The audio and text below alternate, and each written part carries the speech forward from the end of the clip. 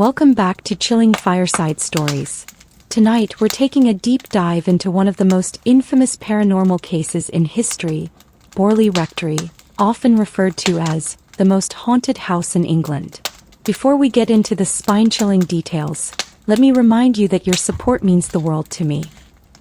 So if you're enjoying these eerie tales by the warmth of the fire, please subscribe to the channel, hit the bell icon to stay updated with new stories, and share this video with anyone who loves a good mystery.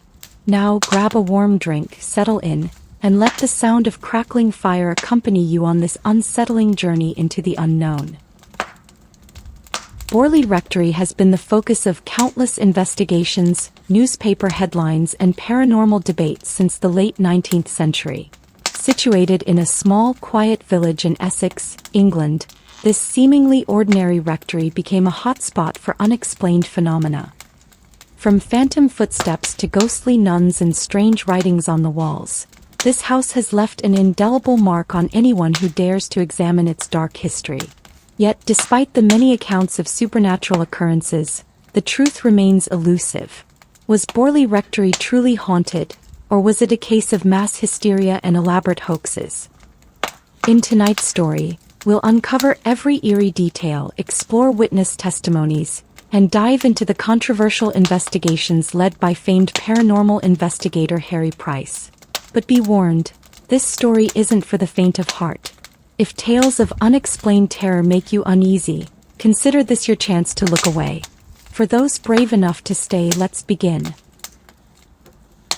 Borley Rectory was built in 1862 by Reverend Henry Dawson Ellis Bull, but the land it stood on carried a much older history.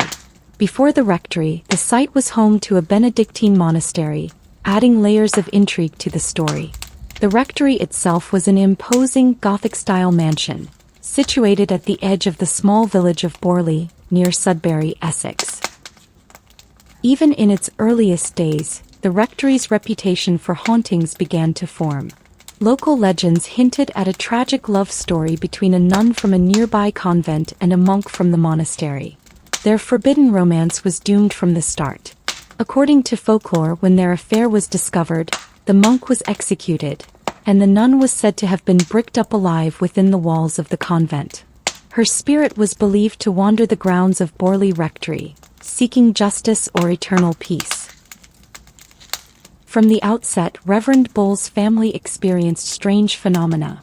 Footsteps echoed in empty corridors, the temperature dropped inexplicably in certain rooms, and the figure of a woman dressed in a nun's habit was often seen gliding silently through the garden.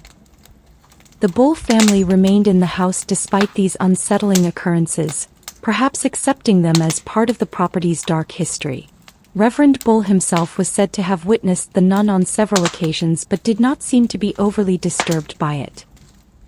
As time went on, the strange occurrences became more frequent, and local villagers began to whisper about the haunted rectory. Still, nothing could have prepared future residents for what would happen in the years to come. When Reverend Harry Bull passed away in 1927, the rectory was left vacant for a short period before being occupied by Reverend Guy Eric Smith and his wife, Mabel. Upon moving in, the Smiths quickly realized that Borley Rectory was no ordinary home. Just days after settling in, Mabel discovered a human skull wrapped in brown paper inside one of the cupboards. Horrified by the macabre find, the couple had the skull buried in the churchyard, but this did little to settle the supernatural events. The strange occurrences intensified. Objects moved by unseen hands, unexplained knocks echoed through the house, and lights flickered in the windows at odd times. More disturbingly, Mabel began hearing disembodied voices, often calling her name. One night, she awoke to the sound of loud footsteps pacing back and forth outside her bedroom door. When she opened the door, there was no one there. It was during their time at Borley Rectory that the first written messages began to appear on the walls. Scrawled in pencil, these notes seemed to plead for help. "Marianne, please help me get out," was one of the messages that was later reported during the investigations. The Smiths were both shaken and baffled by the occurrences, and in 1929, they contacted the Daily Mirror newspaper for assistance. hoping to get in touch with someone who could help them understand what was happening.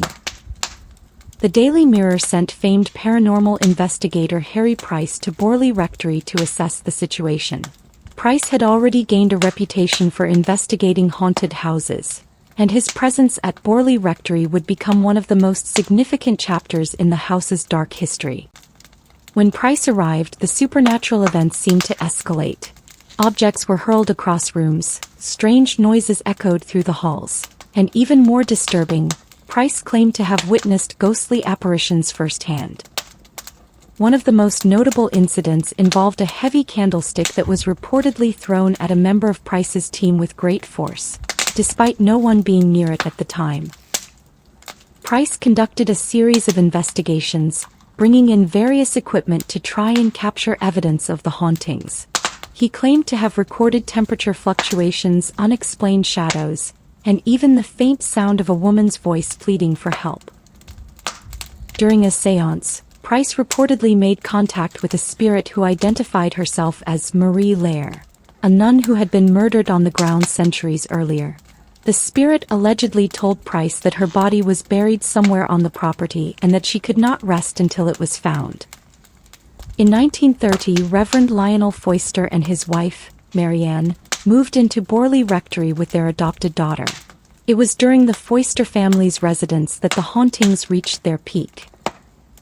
Objects were flung across rooms, doors slammed shut on their own, and strange writings continued to appear on the walls. Marianne, in particular, seemed to be the focus of the supernatural activity. She reported being physically attacked by an unseen entity on multiple occasions. Objects were thrown at her, and she was even thrown out of her bed by an invisible force.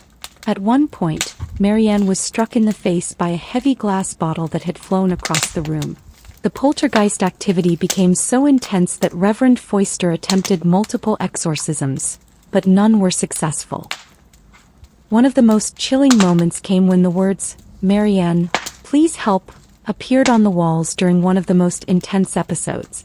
Paranormal researchers, including Price, speculated that the spirit was trying to communicate directly with Marianne, possibly seeking her assistance in escaping whatever torment it was trapped in. Despite these terrifying experiences, the Foisters stayed in the rectory for several years, perhaps out of sheer determination to uncover the truth. Eventually, though, the toll became too much and the family moved out, leaving Borley Rectory vacant once again. In 1939, Borley Rectory was severely damaged by fire. The cause of the fire remains a mystery to this day, though some speculated it was deliberately set in an attempt to rid the house of its hauntings. Despite the extensive damage, the stories of paranormal activity did not end with the fire. Locals continued to report sightings of the ghostly nun and strange occurrences in the surrounding grounds. Harry Price continued his investigations into Borley Rectory even after its destruction, and in 1940 he published a book titled The Most Haunted House in England, detailing his experiences and the strange events at Borley Rectory. Price's book further cemented Borley's reputation as a hotspot for paranormal activity, though not everyone was convinced. While many were convinced of the supernatural happenings at Borley Rectory, skeptics have long questioned the validity of the reports.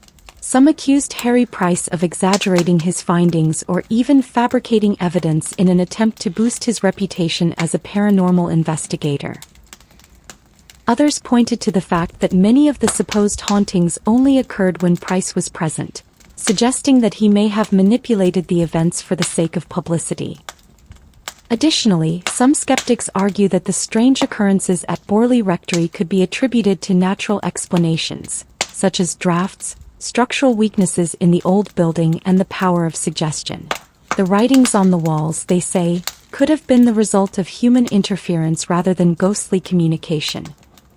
Despite these arguments, the sheer number of witness accounts, including those from respected members of the clergy and investigators, has kept the mystery alive. Whether Borley Rectory was truly haunted or the result of overactive imaginations and clever hoaxes remains a topic of debate. To this day, Borley Rectory remains one of the most compelling and well-documented cases of paranormal activity in history. The house may be long gone, but its legacy continues to haunt the minds of those who dare to ask. Was Borley Rectory truly cursed by the spirits of the past, or were the strange occurrences the result of a grand illusion? As with so many ghost stories, the truth may never be fully known. But one thing is certain: Borley Rectory will forever be remembered as one of the most haunted locations in England. Thank you for joining me on this eerie journey into the history of Borley Rectory. If you enjoyed tonight's tale, please consider subscribing to Chilling Fireside Stories, hitting that notification bell, and sharing the video with fellow fans of the supernatural. Until next time, stay safe and remember, some mysteries are better left unsolved.